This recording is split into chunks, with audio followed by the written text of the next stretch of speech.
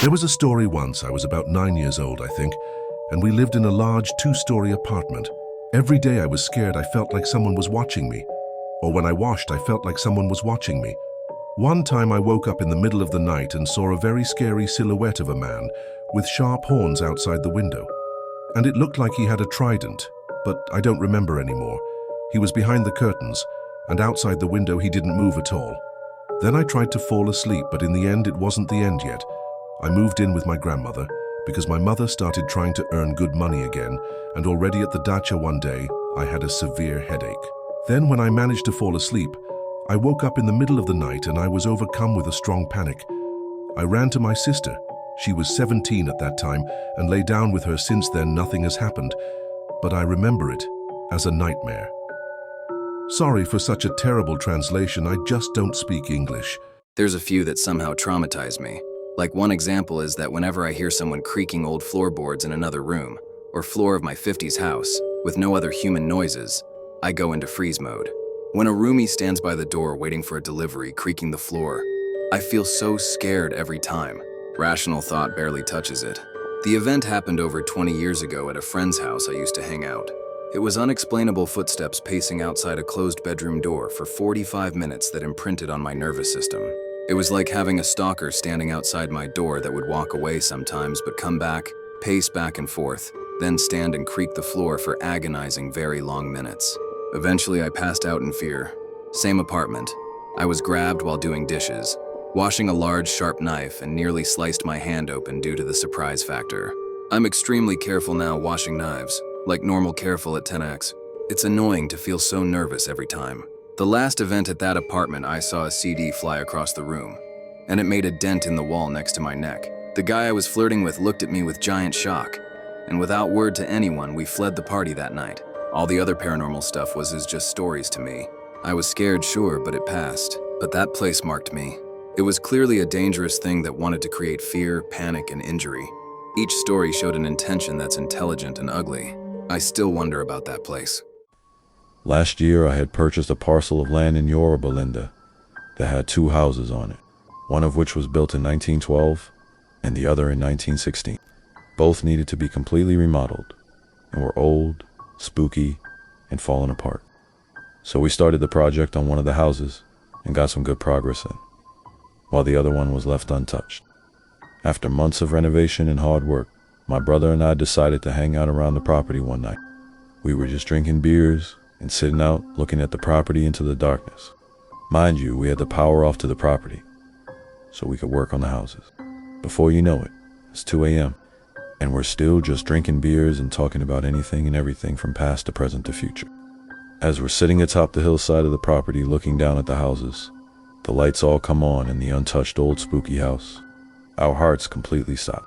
We freaked the heck out and ran into the bushes and hid, barely peeking our heads over. We did not want to go anywhere near that house. But what if someone was living in there? Or there's paranormal activity? We had to go inspect, so we descend down the hill softly and slowly.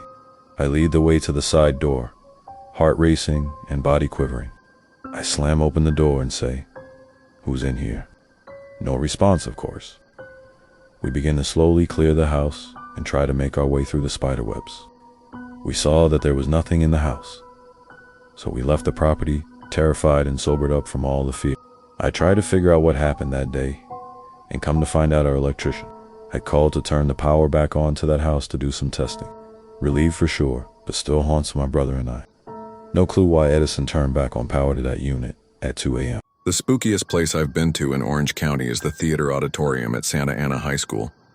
I didn't go to SAH, but I did do a show in their theater once. I've heard the legends of the theater at SAHS being haunted by a girl who supposedly fell from the top of the theater into the audience area. The whole theater has a real creepy vibe, and the dressing rooms aren't like typical dressing rooms all on one floor. To get to each dressing room, there were multiple. You had to go up some really creepy flights of stairs. The dressing rooms at the very top were closed and shut, and we weren't allowed to go up there. Some of the people I was doing the show with were SAHS students, and they made everyone go the highest we were allowed to go, and leave flowers for the girl who had passed.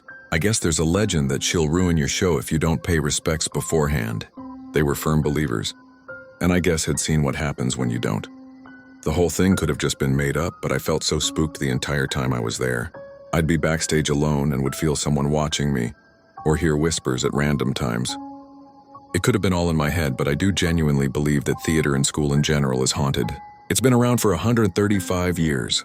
In high school, me and my friends loved to visit places that were the subject of local urban legends. I'll share the best 3 we ever found. 1. Primrose Road. The dirt portion of Primrose between Oughton and Brick has a reputation for being haunted. Rumor has it if you go below a certain speed, your car will suddenly break down. Sightings of apparitions have been reported as well. My buddy once blew a tire while driving down Primrose around midnight (closing parentheses). Kelly Road Junkyard. Off Kelly Road south of town, there's a large junkyard that was a popular spot to visit for people looking for a scare. It's now gated, but kids used to drive into the junkyard at night and be chased out by the owners of the yard who live a short distance away. I have a friend who claims that someone chased his car with a knife, and another says he had a bucket of shit thrown on his car when he pulled in. I once drove past there honking during the day, and a dude in overalls pulled out of the junkyard on a tractor and blocked the road. 3. Little Egypt. This one is my personal favorite, although it's a bit of a drive compared to the other 2. If you take Fur Road south past Bremen and make a left on 5th, eventually you'll reach a dirt portion of the road that winds around a small cemetery. It looks absolutely terrifying at night. There's a grave in the cemetery where an infant was buried, and the legend is that if you flip a coin onto its grave, you'll hear a baby crying. I'd also like to give an honorable mention to Trowbridge, located just down the road from Little Egypt. Rumor has it that if you exit your car while parked near the bridge, a troll will emerge and hurl logs at you and your car. It's pretty silly compared to the others, but in high school we got a kick out of testing it out. In my town, I grew up in all of us kids. One giant friend group would play on the street corner. The town wasn't that big, so everyone kind of knew everyone. We made up this rumor, me and my brother, that there was a demon named Charlie. Not like the Charlie Challenge. This demon would roam around the small town and haunt things, or just be spotted around doing strange things. Now the way you summons Charlie is that you would take 2 pencils and put them on each other in a plus pattern on a piece of paper, just like Charlie. And you would chant, "Charlie, we set you free.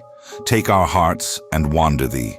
And then you would ask Charlie a question, and he would move the pencil in a yes, no, maybe, and leave. Leave meant that Charlie went back to hell. Anyways, so what we would do is we would summon Charlie on windy days, aka just use the wind to move the pencil so that it seemed he was real. And then I would sneak out at night and carve random messages inside trees to make the lie seem more real. And then we would lie to everyone that this Charlie demon was around the graveyard. We even lied that he was trapped inside the Virgin Mary statue in our town, and that's why he never haunted us again. Then we claimed we lived in the old schoolhouse.